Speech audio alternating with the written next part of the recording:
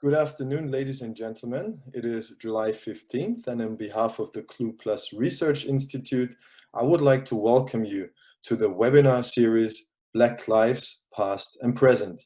My name is Aaron Petra, and as a FU alumnus, I am honored to be your moderator today. I work for the Educational Projects Department of the Anne Frank House in Amsterdam.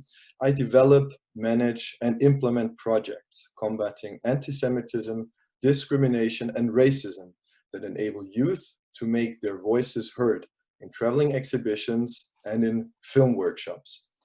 Now, occasionally today in this webinar, you will see a big unrelated smile on my face. I would like to tell you this is because my baby girl was born yesterday on my birthday, and it's just a very, very happy and joyful time for me. So let's start the webinar.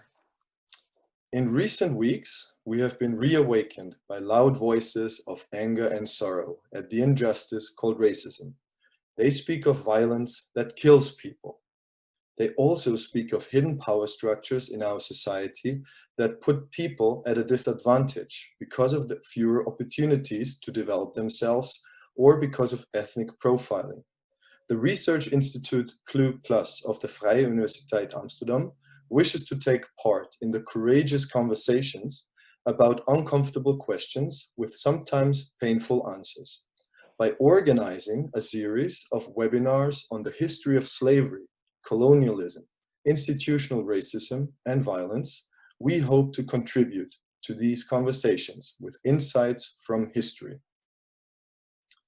When, where, and how did the Dutch slave trade begin? This is the title of our third presentation of this webinar series, and it is a great pleasure for me to introduce our presenter today, Pepijn Brandon. Pepijn Brandon is Assistant Professor of Economic and Social History at the Vrije Universiteit Amsterdam and Senior Researcher at the International Institute of Social History. His work focuses on interconnections between capitalist development, war, and slavery. He currently coordinates the City of Amsterdam's investigation into the city's historic role in slavery in the Atlantic and Asia. He was the 2020 Erasmus Lecturer of the History and Civilization of the Netherlands and Flanders at Harvard University and is a research fellow at the Center of the Study of Slavery and Justice at Brown University. Now, if you do have questions throughout the presentation, please feel free to forward them by using the Zoom Q&A function. We will address your questions after the presentation. Pepijn, the floor is yours. Thank you, Aaron, and once again, congratulations with the birth of Malia. What a joyful day. Thank you for the organizers of this seminar, and thank you for everyone who chose to attend on this beautiful summer's day in July. So I must admit that for me, the theme of this lecture arose out of an issue that annoyed me in the media reports that followed the spraying of slogans on the statue of Piet Hein in Rotterdam on the 12th of June 2020. And I don't want to discuss the issue of statues and what they represent here. The issue that annoyed me might seem very minor at the first glance, and that is that in many of the media reports, there was mentioned that why would people attack the statue of Piet Hein? Piet Hein couldn't be involved in slavery at all because Piet Hein died in 1629 and the Dutch involvement in slavery started in 1637. Well, and this was used as a very simple knockdown argument, sort of goal scored, the discussion is over, what can Piet Hein have to do with slavery? 1637, everyone knows this, is the starting date of Dutch involvement in slavery. Now, first of all, this is a very sort of superficial understanding of when, how, and why the Dutch involvement in slavery started. And that raises an issue of dates and facts and their status in this debate. But it also raises more profound questions of interpretation, how we understand the first phases of Dutch involvement in slavery, and how we discuss this in public and in academia. Now, first of all, about this date, which did not just circulate and was repeated by some of my colleagues in this media debate, but actually, if you look at the new canon of Dutch history, is taken as the starting date of the Dutch involvement in slavery there as well. So this date is not sort of taken from mid-air. There is a reason for this date. The reason is that in 1630, the WIC, the Dutch West India Company, conquered Dutch Brazil, the main sugar-producing colony in the Portuguese Empire, a large slave plantation colony, and quickly the West India Company decided you cannot run this colony and make it profitable without having a base in the African leg of the Atlantic slavery, and therefore sent out fleets and managed to conquer Elmina in 1637, which became then the base of Dutch operations on the West African coast thereafter.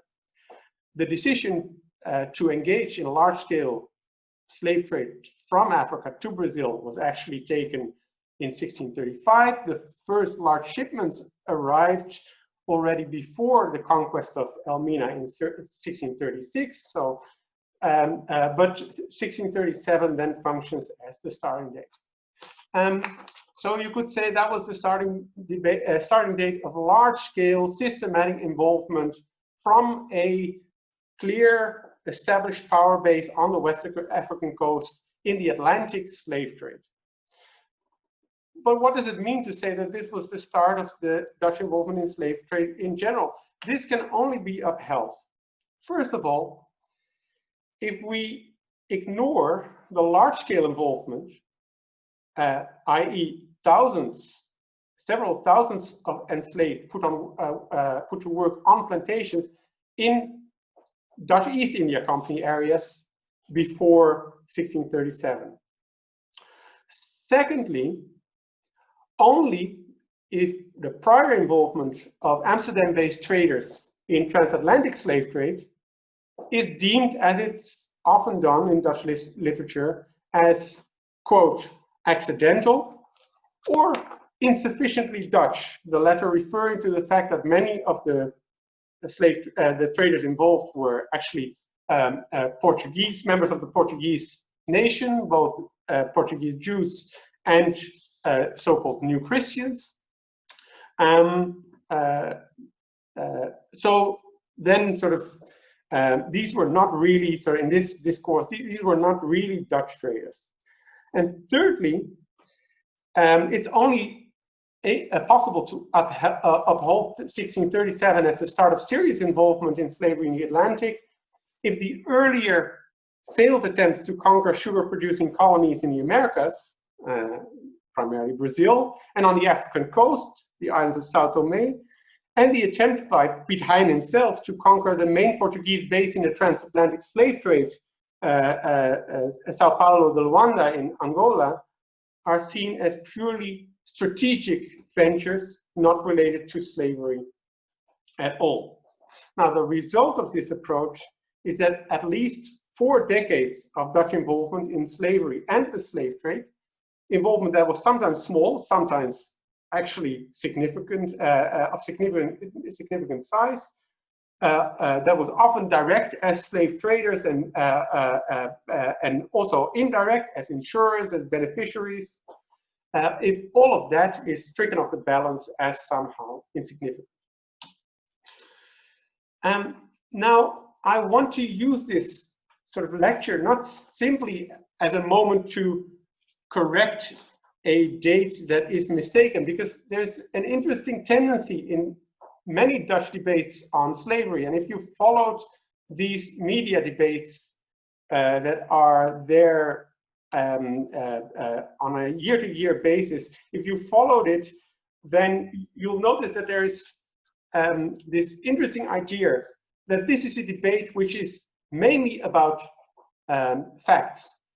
So, and very often, so the tone of this debate is, let us set the facts straight, and then there's this rather simplistic argument. So slavery wasn't that important for the economy because too little profits were made, or slavery was too small to actually count it before a certain date, and all of that is paraded as facts. Now, historians should become suspicious actually as soon as the debate is lifted to that level, because of course getting facts straight and dates straight is an important element of historical debate, but it hardly ever is sort of the end point of a debate.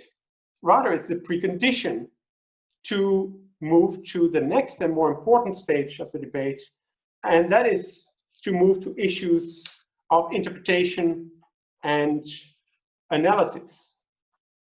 In other words, we can discuss very long what the exact significance of 1637 as a year was, but we still have to explain what about sort of the earlier involvement in the years leading up to that. And then, of course, sort of the year 1637 is frequently marshaled to say that before that, there was not a real and sustained interest of the Dutch in participating in Atlantic slavery, at least. So this year is often reproduced next to a very early statement in the meeting of the board of directors of the West India Company in 1632, on the page that is reproduced here as an image with the transcription of the citation, the quotation below, where in this very early meeting of the West India Company, there was a discussion: should we be involved in slavery? And the result of this is often interpreted as Dutch reluctance to engage in the slave trade. Now, it's important to look at the citation, at what the citation actually says. So in the sideline of the minutes, we find this remark: concerning the trade in Angola, which is the trade in blacks, the text says, sartan, this is up for consideration, because we do not have a place or opportunity to use those in Brazil or elsewhere. And apart from that, it appears that to participate in this trade is not allowed for a Christian. Now, you'll immediately note that this is far from sort of a blanket moral condemnation of participation in the slave trade. Actually, it's a very sort of dualistic statement. On the one hand, it raises a moral objection, and on the other hand, it raises a purely practical issue. There is no colony to which we would transport enslaved Africans from Angola. Still, this and similar remarks by people in the Dutch Republic are often taken to signal a broad moral reluctance to engage in this trade. So that raises the interpretive question: how should we interpret such remark, and what weight should we give to them? A second issue is that, as I mentioned, the Dutch East India Company was already very significantly involved in slavery, including having conquered it and created a slave plantation colony in the Banda Islands in 1621. And I assume that Wim Manehutu has talked about this in his last lecture. Now, it's certainly not the case that people who say 1637 was the real year of the start of the slave trade, do not know this fact.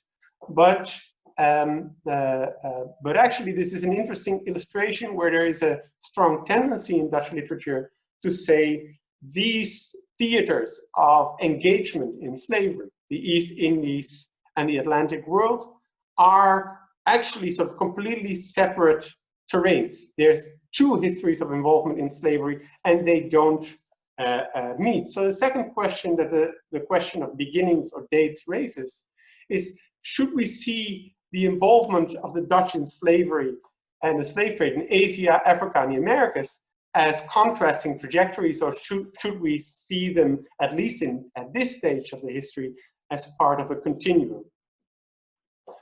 Then the third question is, what can these early examples, the pre-1637 examples, minor and larger scale, tell us about the relationship between merchants, the VOC, the WIC, like the big merchant companies, and the state? And a fourth question that I think is very significant in this context is, what do these early examples tell us about the relationship between the Dutch and the enslaved, their societies and their cultures?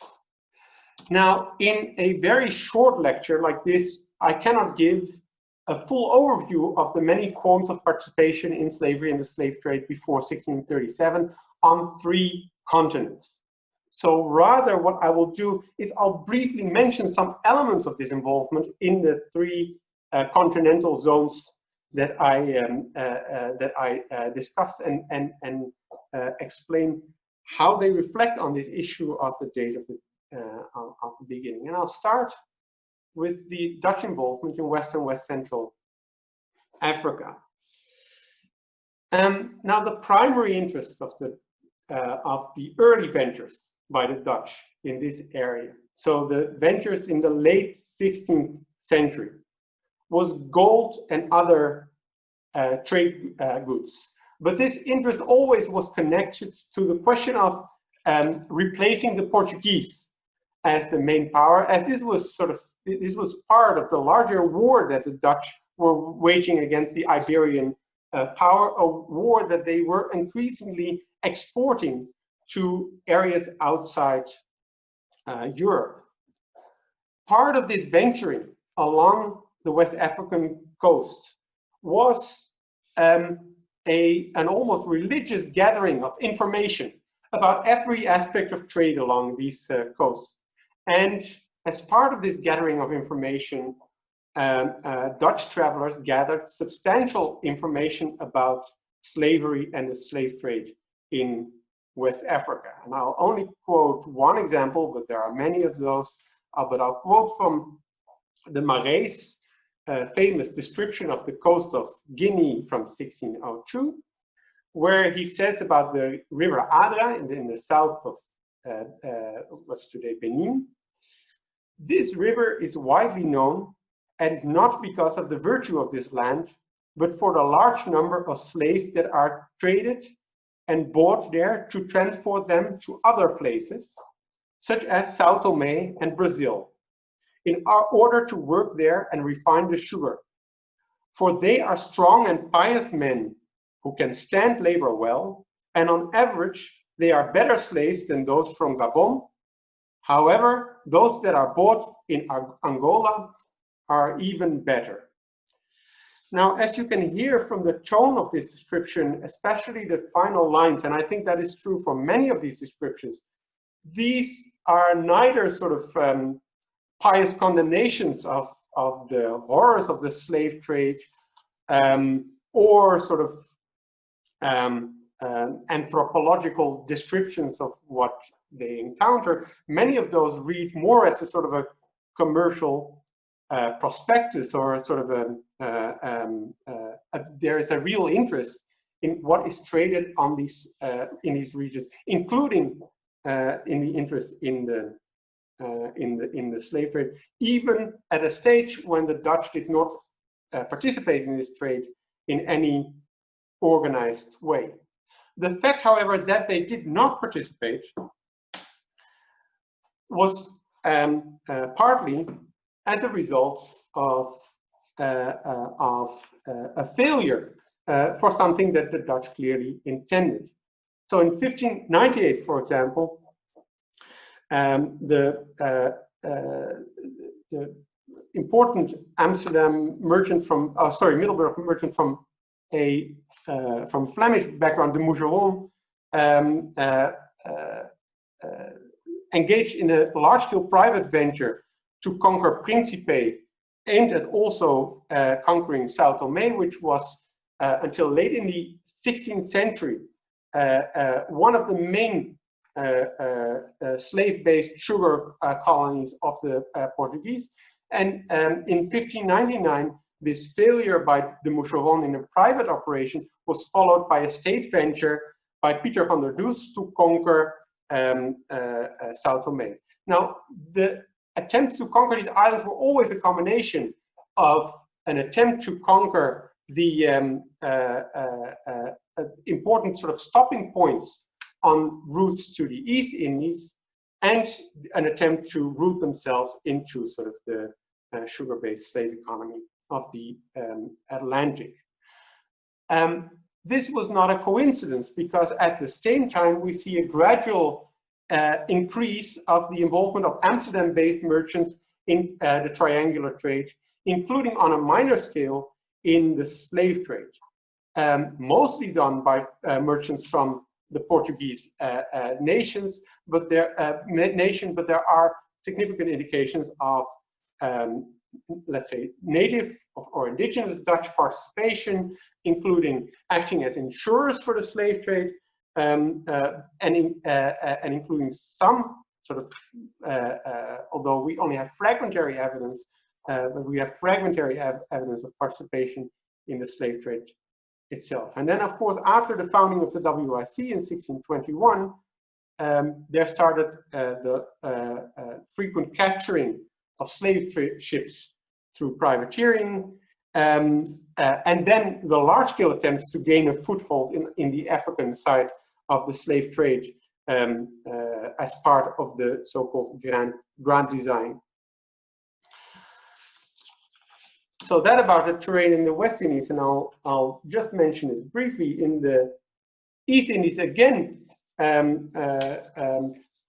there's even more ground to speak of early systematic attempts to gain a foothold in the slave trade and to use slavery in the context of colonization.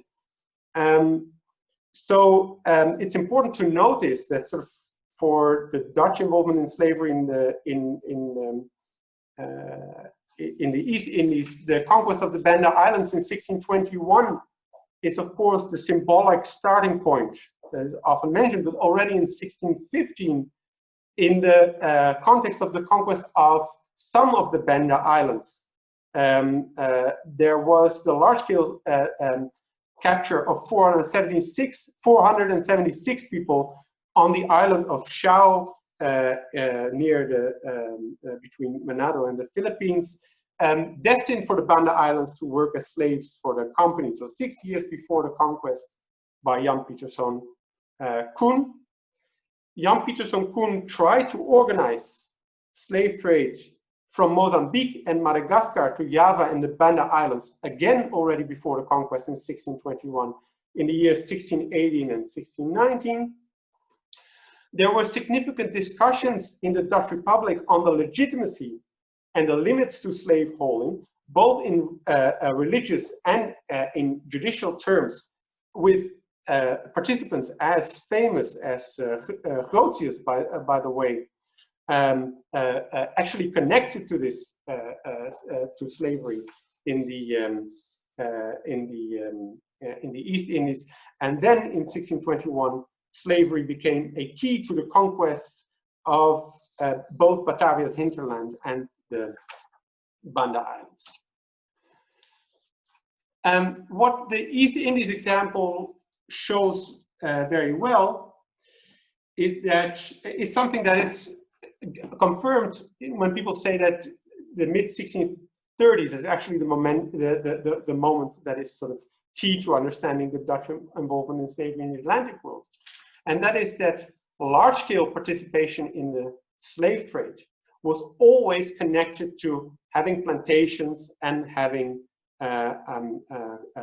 colonies. And if you recall this, the remark by the directors of the WIC in 1623, when they discussed the possibility of engaging in the slave trade, that was actually the argument fronted first.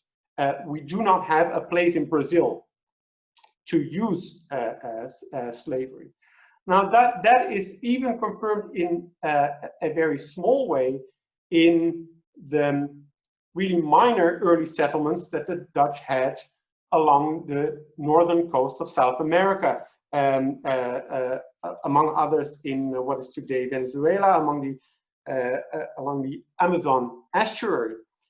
So in 1623, when a Dutch fortress was captured in this area, the capturers noticed that there were 90 both indigenous and Angolan slaves present in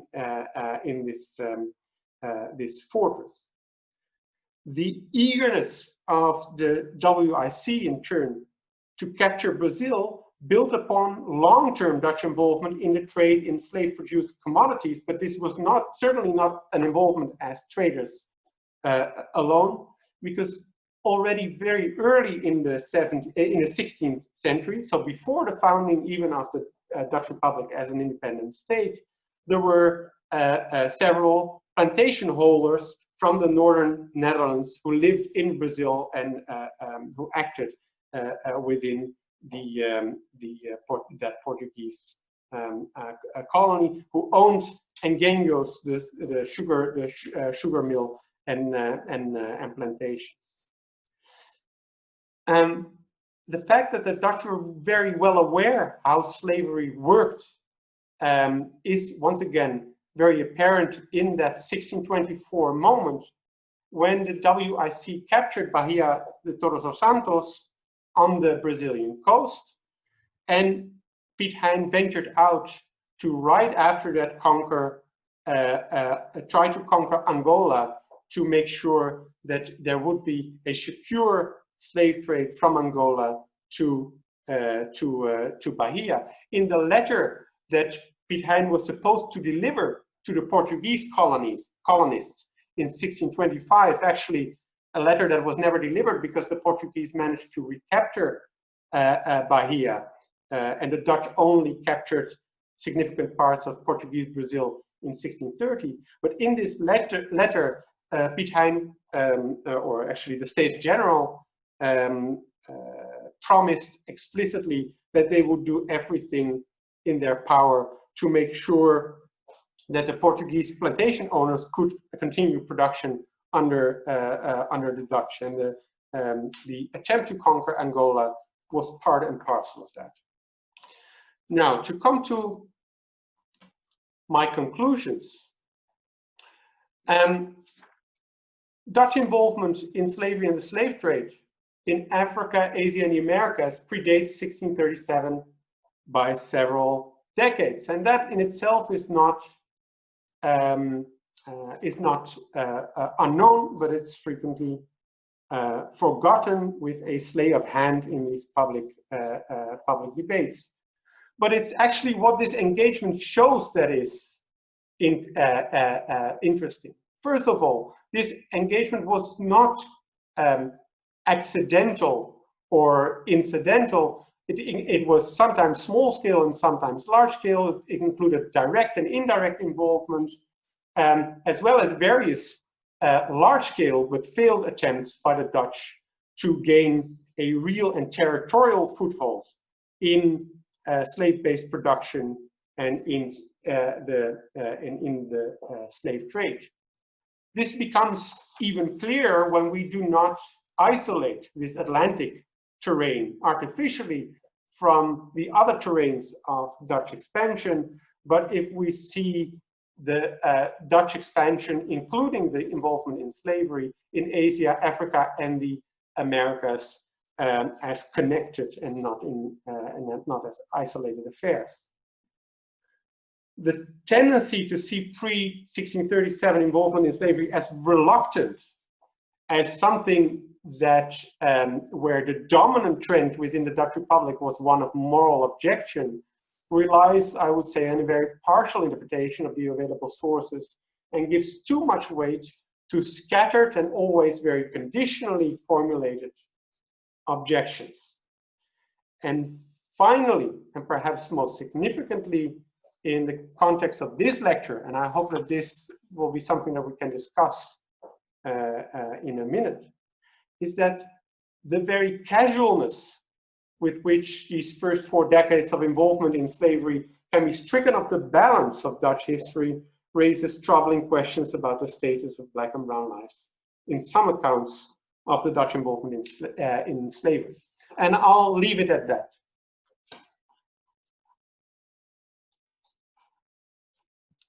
Okay. Thank you very much, Pepijn, for sharing your insights and your research.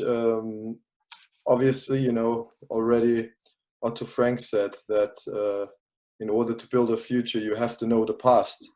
And it's especially to shed light on this period that has to be seem forgotten or neglected or even contested. Very good to hear that you also focus on the origins where this all started. So thank you very, very much. I would like to begin with one question from Sophia, and the question is, now there's so much overlap and entanglement regarding the histories of Portugal and the Netherlands, which you also presented in your lecture, when it comes to colonialism and slavery. But how much communication and exchange is there in terms of research carried out in those two contexts, so Portugal and the Netherlands, but also looking at the former colonized spaces like Brazil or Sao Tome? Yeah, Sophia, thank you for that question. There is a lot of overlap. I mean, there's many historians who look at Portuguese sources, and there's the Portuguese literature on this is vast, but I do think we can do even better. And the reason why is that I think sort of there is still a tendency, especially when discussing this early phase of Dutch colonization, to look at this, let's say, from the deck of a ship, right? The key sources are provided by sailors, captains, commanders of fleets. And these are published in wonderful collections sort of the Linschoten Vereniging. And that is the starting point for trying to understand this history. And my argument would be, rather than from the deck of the ship, we only gain a real understanding if we start from, let's say, from the coast. If we start trying to understand the operation in 1599 to Sao Tome, not from the two available travel journeys of people who traveled on the fleet of Peter van der Does, but if we started from Sao Tome itself and understand how this colony evolved, what the conditions of slavery were in this place, what the function of this island was in larger Central West African systems of trade built by the Portuguese, and doing so can only be done actually by sort of combining what we know from Portuguese written sources and from the more scattered sort of mainly material sources that we have for the functioning of African coastal societies. And I think sort of we could advance our understanding of this period massively. And that connects to another point, which is sort of from the deck of the ship, it's very easy to have a very nuanced understanding of the place of the Europeans in this history, right? And to know they were Protestants, Dutch, there were all sorts of conflicts on board. And then they came to Africa, right? And Africa is a country, there's no sort of internal division there. So you get an endless and endlessly childish, I would say, debate on certainly not in step with the state of knowledge on, yes, but the Africans started because they already had slave trade, which completely ignores the vast differences in, first of all, kinds of slavery that existed within Africa and the kind of slavery introduced by the Europeans. Vast differences between regions with slavery and regions without slavery along the African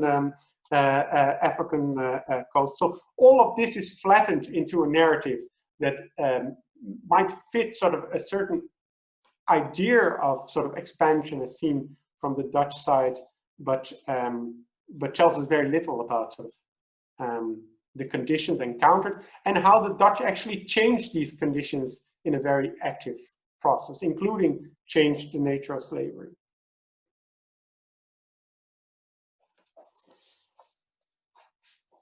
Thank you very much, Pepijn.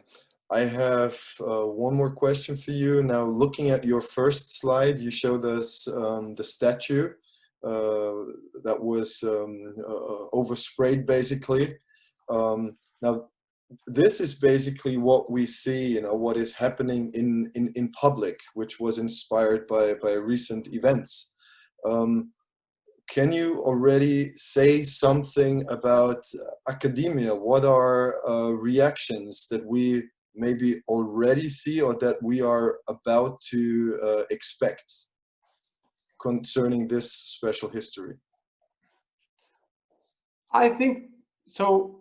We're building on vast knowledge as to Dutch involvement in slavery in many different terrains, but much of this knowledge has been invisible or rather marginalized. So in terms of the division of labor in Dutch academia, I think for a very long time the loudest voices were of scholars who said, well, of course, it's regrettable, there was involvement in slavery, but it was relatively minor, it was relatively short-lived, it doesn't compare to the involvement of the Portuguese or the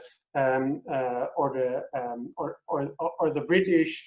It wasn't that profitable. It's sort of in a very diminishing tone, and I think that narrative has shifted over the last years. That doesn't mean that there weren't other people who already tried to do so for years, but I think sort of the shifting public debate has had a very healthy influence on academic debates in showing this vast amount of sort of researchers who are actually trying to understand the Dutch involvement in slavery in a much deeper and much more all-round way, and not in these sort of simplistic terms. Mm-hmm. Thank you. Now, we know obviously that the slave trade was big business when it was carried out. So we are now seeing public forms of protests. Now, we heard about academia and possible new research, but you also recently researched the involvement of financial institutions over the centuries. What can you tell us about their reactions to what is actually happening right now and their view on that history? So first of all, I want to make one remark, and then you say slave trade was big business. Overall, it certainly was. Sometimes it was small business, but there is this strange notion in some of these debates that we should only care about involvement in the slave trade if Dutch traders made a huge profit, and if they made a loss, then well, certainly it was a mistake, was sort of or was insignificant, and of course that is not the case. So whether we should study the Dutch involvement in slave trade actually does not depend on this question of revenues at all. But as you know, I did study with a group of colleagues at the VU, at the International Institute of Social History in Leiden, the importance of slavery for the Dutch economy at the end of the 18th century, and there we concluded that with over 5% of the Dutch economy as a whole, and over 10% of the economy of the of Holland, this actually was also economically significant. Now, the question of financial institutions is, of course, has been raised partly because some major British financial institutions, both the Bank of England and Lloyd's Insurance, have decided to make apologies for their role in slavery, and because there was an article in Vrije Nederland which caused among others, the Dutch central bank, the Nederlandse Bank, to announce its own investigation into its connections to its former connections to slavery.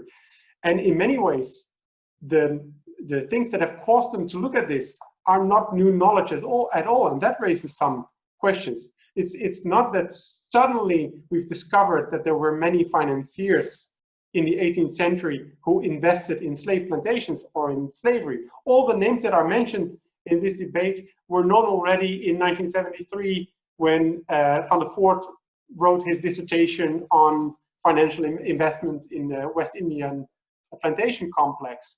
So that knowledge has been around for very long. What has shifted is that sort of there is a public outcry saying you have to do something with this knowledge. This knowledge should become part of how we imagine ourselves and how we envision our own history. Now, in that context, I think there's a lot of work still to be done. We know a lot about some forms of plantation investments and much less about other forms. We know a lot about the period leading up to the big financial sort of speculation crisis of 1773, but we know very little about sort of the period afterwards, which is sort of another 8 decades or 9 decades in which actually some of the major investors that are mentioned now became active in this period, but that is usually left out of the equation. So there's a lot of research still to be done, but the fact that there is this urge to do this, I think you cannot see it apart from the urge for social justice that created Black Lives Matter. Okay, thank you, Pepijn. What do you think was the main motivation for the Dutch to get into slave trade? Was it profit, prestige, geopolitical power, or something else? That's a question from you. So, not to be to give an easy answer, but it has to be a combination of all of these. As to the profits, I would say, of course, for individual merchants, this was really an important objective. But as the discussion about Brazil shows, and also some of the other examples that I gave, for example, Jan Pieterszoon Koen's attempt before the conquest of the Banda Islands to start up slave trade from Mozambique and Madagascar into Java and the Banda Islands. This was for colonization, right? And the Dutch were on a massive scale dispossessing the original population, expelling the original population, but we're well aware that nutmeg doesn't grow and harvest itself, so they engaged in slavery to get labor power, right? To get forced labor power to work to grow their cash crops, right? And there's always this entanglement. So this is one of the reasons why it's not sufficient in debates on the economics of slavery to look at profits from the slave trade, because the slave trade always was an auxiliary branch of an actual slave sector, a whole economy based on the backs of the enslaved. Okay, thank you very much. One more question from Sophia. Why or how are certain dates, the one that you mentioned, for instance, in 1863, the supposed abolition of the trade in enslaved people, why do these dates often become so firmly and sometimes stubbornly established as common knowledge? I think that is the real question that motivated me for this lecture. It's not about a simple correction of dates, it's about questioning why do we have this attachment to a certain date. And actually, if you look at the historical discussions, some of the biggest debates in historiography are about dates of beginning. I mean, for the Dutch, for example, did the Dutch revolt against the Spanish Empire, did that start with the iconoclastic fury in which the Dutch actually demolished a lot of statues in 1566? Did it start with the Oranges campaign of 1568? Did it really start with the combination of sea beggars attacks and spontaneous revolts in cities in 1572? And which dates you choose says something about how you interpret the main sort of aspects of these. What do you think are the main aspects of these events, right? Of these larger processes? And the question of slavery is more or less the same. 1863 is when a Dutch king decided it was over.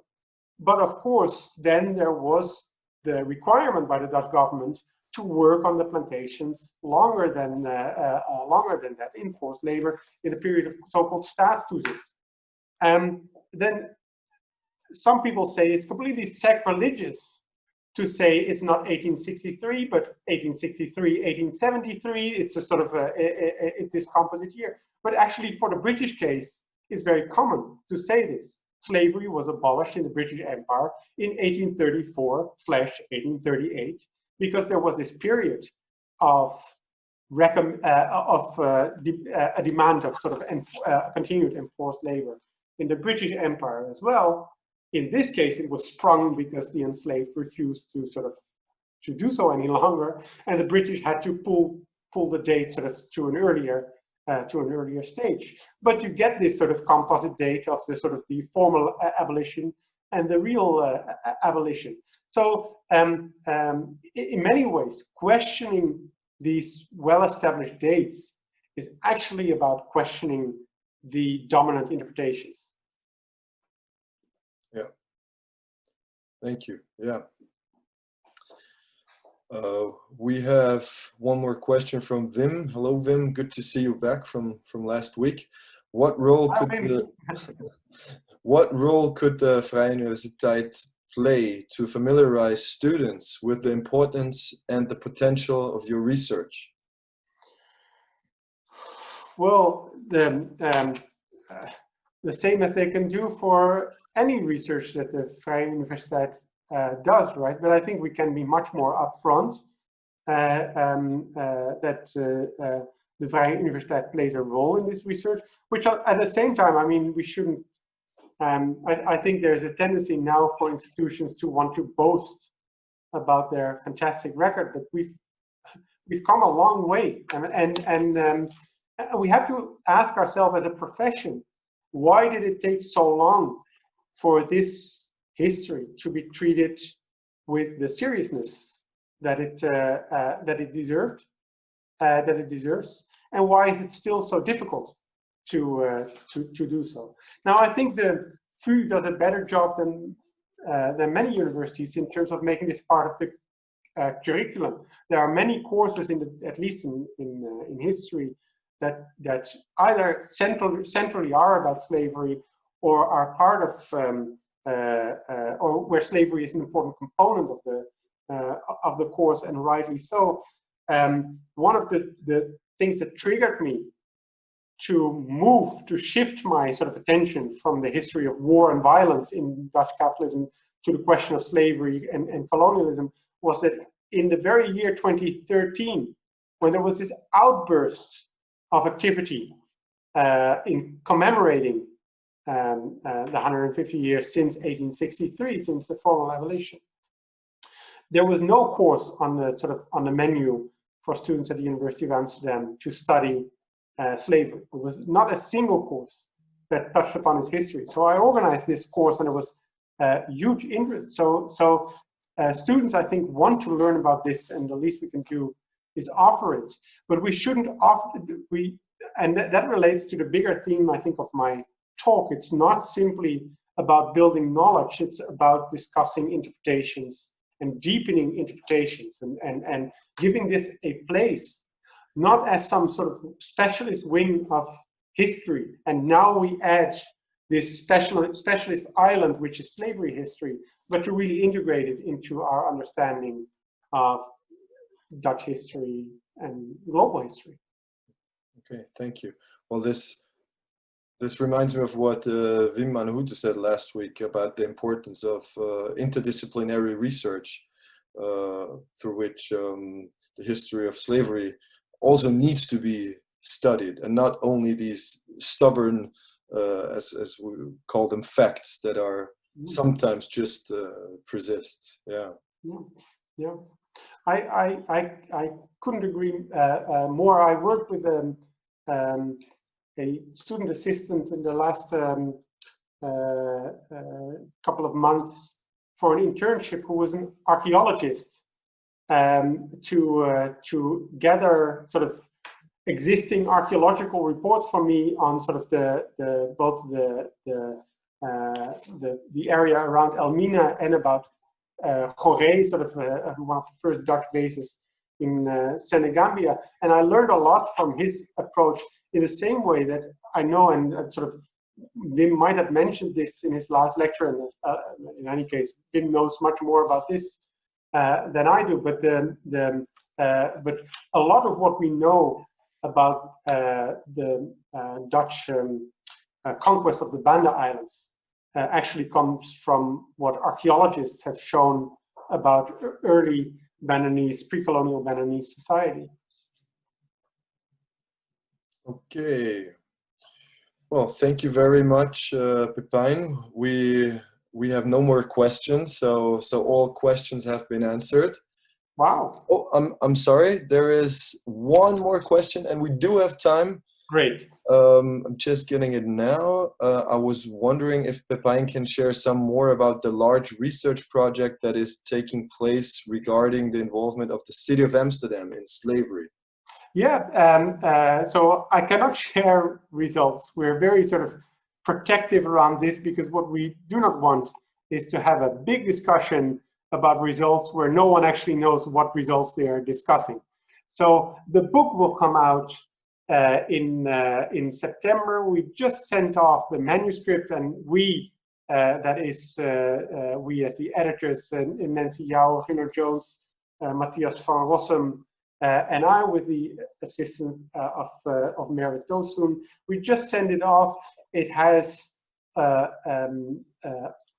40 contributions on different aspects of the Amsterdam involvement in slavery, both in the East Indies and in the West Indies. And I'm sure that although our attempt was to map what we already know about this involvement in slavery, I'm sure every reader actually will find something new or something that they didn't know in this book, because I think it's it brings together, it really gives a sense of how broad this involvement was and how many aspects of Amsterdam history it touched.